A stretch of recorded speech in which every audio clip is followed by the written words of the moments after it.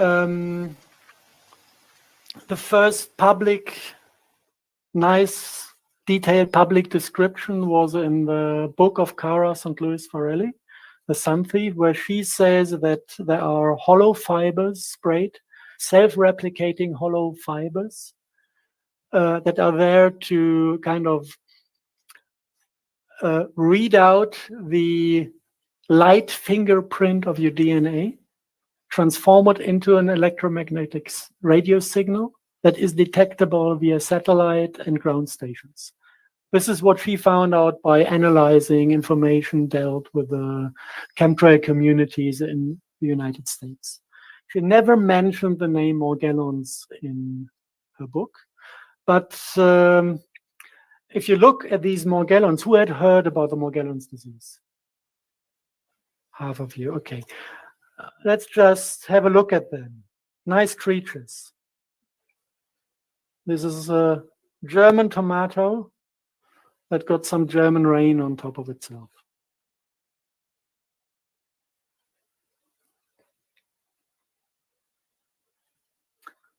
Is that real time? This is real time, yes.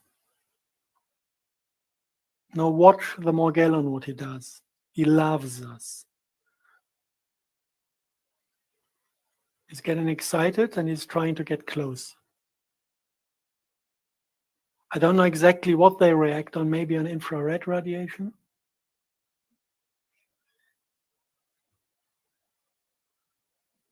So these are basically, it's mycelium of a certain type of fungus. And this fungus is, first, if you want to look at it, it's airborne. It's not a single fiber here and there. It is glowing under UV light. So if you take a UV lamp at night, you can see those fibers airborne. And there are billions of them. Not every night, but every now and then. You can see them fly around. And these fibers, this fungus is infecting the human body. And with 95% or 99% of the people, nothing special happens. They're just embedded somewhere.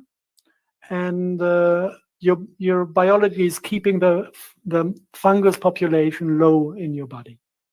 They just function as a plasmonic antenna to send out a signal, but you don't get sick from it. You don't get ill. No visible symptoms. So we would guess 100% of the population in Europe is infected. It's not a big deal. It's not dangerous, as long as the body can handle these things. Some of the people cannot handle it. And then the mycelium is starting to grow within the body and starting to multiply. And at a certain point, they are extracted via the skin. And you can see that they have this ability to collect colors. You have blue Morgellons and you have red Morgellons. And nobody knows where these colors come from because they are of technical origin. It's not a natural substance. So you can see them when the skin is opening. You can see them under the microscope if you make a blood analysis. You can see that the blood is infected. And you can let them grow artificially in a Petri dish. And if you look at them, you see they're a little bit more complex than a simple fungus. They have kind of organs inside. They have little red stem cells of an unknown species that are self-replicating as well.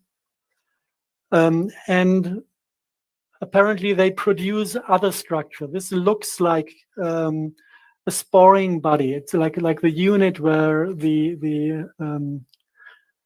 mycelium at a certain point is forming a mushroom, a fruiting body. And then from the fruiting body, you would expect the spores for the next generation, if this is a mushroom, if this is a fungus. So this seems to be the containment for the spores, because if you put this into the Petri dish, you can see the next generation growing.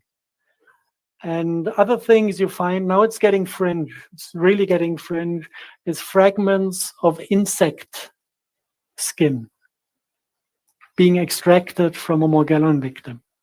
So something makes these, something from this disease is making insect parts or insects grow within the human body.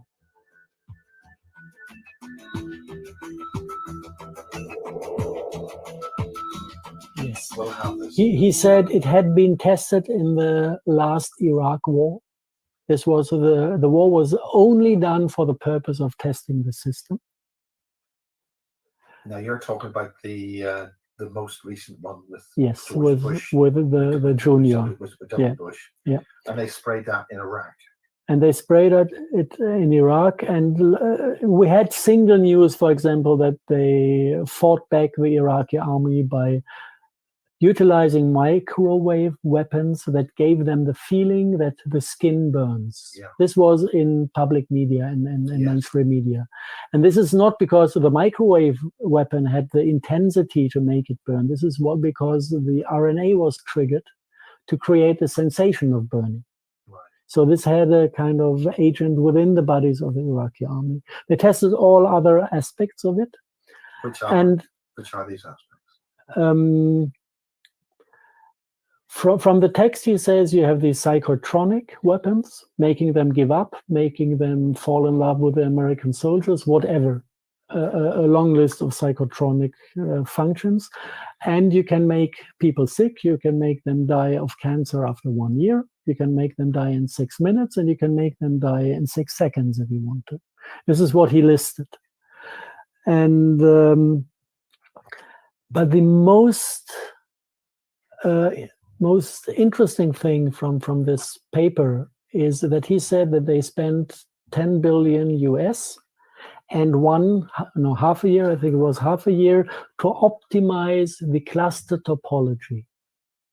And this is something, it sounds just like science fiction if you say it like this, but if you really think about it, if it is only about infecting humans with a virus-like synthetic RNA, you could give a damn about cluster topology.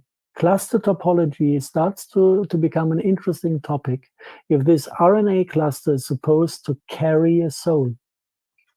Only then a soul or an artificial intelligence or whatever, an RNA. This is kind of the first time that I had an input, an idea of how do they turn people into biorobots. You have the RNA cluster within the air, sprayed in the air with a defined distance from RNA to RNA. And within the human body, the same RNA cluster is prolonged within the cells. And now, whatever is carried by these clusters, the artificial intelligence or a program or a soul, whatever this is, can travel from the dust into the human being. This is smart dust. And this is what they call smart dust. And now, this is all kind of grabbed theory. If you take the Morgellon topic is, you find it described as a transhumanistic technology to extract light from the human body, turn it into a radio signal to read out what happens within the human, and opposite way to insert light, not radio frequency, to the human to make him feel whatever you want to make him feel. If you take this Morgellon concept, if you take the nanocrystals, the nanocrystal concept, and if you take all the other things, and then you look into some internal papers of the NASA. This is something that went online, I don't know when, 2000 maybe, or a little bit earlier. It wasn't meant to be published. It was an internal lecture in the NASA facilities in the United States. I like the way you say NASA. Is that just your thick German accent, or are you putting a Z in there intentionally? No, it was not intentionally, but it is like this.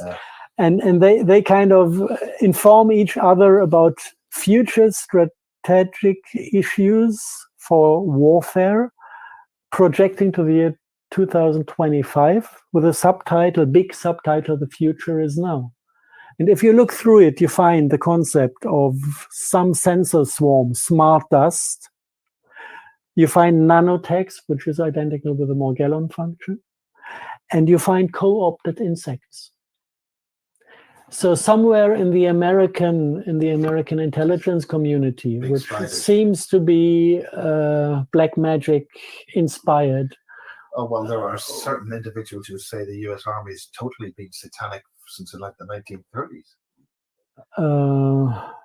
Sometimes I would say it looks like. Definitely the the army-based intelligence community, especially whatever was founded by the Tavistock Institute, which is CIA and Office of Naval Intelligence. Those are definitely black magic institutions.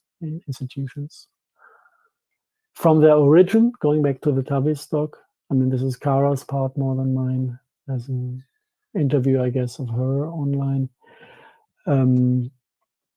But NASA knows all the components, and it is interlocked in the United States. If you go to Silicon Valley, you have 3 big buildings. One is Singularity University, with the founder Ray Kurzweil, who is dreaming about, and there are interviews out there where Kurzweil is dreaming about sending nanobots to other planets to harvest energy and matter, to multiply the overall intelligence of the human-machine civilization. Originally, his words. And then he asks himself if there's a God that exists, and he says, not yet. Yeah. This is Ray Kurzweil. Now, next building from Singularity University, Transhumanistic headquarters, is Google headquarters, where he now is head developer. Same Ray Kurzweil. And on the other side of the university is NASA headquarters, the one who is certifying the planes to spray, according to Kara's novel. So all these members of this Black Brotherhood even sit in the same street as neighbors. And I think it's kind of about. They feel fairly safe. Looks like. But that's because people don't understand the consequences, or are they hive programmed already? Some people do understand the consequences. The Russians did understand the consequences of spraying the military compounds, which would have meant losing the harvest and falling under Monsanto. And they decided to stop spraying. And the NSA realized, I guess, that the CIA is a black magic unit. And the NSA, at least parts of it, is still into American interests and the American... actually human interests. Yes, whatever. So the answer on, or no, not the answer. Maybe in a reaction to realizing that whatever is happening there with following demonic or archon interests, the NSA downed Evergreen International. They downed the CAA spraying airline. And the kind of little... When you say downed it, do they shut it down? Yes. NSA has one option. This is cutting money flow. If the CIA wants the Congress to send troops to Iran to start World War III, and they are blackmailing members of the Congress, sending millions to them to vote for their interests, the NSA is blocking the money flow. This is the only option they actually have if they don't want to enter this war. And but the logic of that situation is that the United States is losing control of itself. Yes. Because the information I got recently was this massive war. I don't we haven't talked about this alien war that's slightly out of frequency, shall we say, that within 6 years the United States is going to be completely destroyed. Maybe parts of them are regaining control at the moment, which would be nice. No. I mean, look at the position of veterans today in the United States of today. Well, there's been a big row with that recently. Yeah. And look how the NSA acts. Some of them are still in their minds, I would say. And worst case scenario would be a civil war between Pentagon and CAA Homeland Security Alliance. And this is maybe why the prognosis on number of surviving Americans within the next years is pretty harsh and low. Now, what do you mean by that? The prognosis? There's one website that is kind of giving out numbers of how many people will live in which country during the next decades. And for United States, they gave out numbers of 20% survival.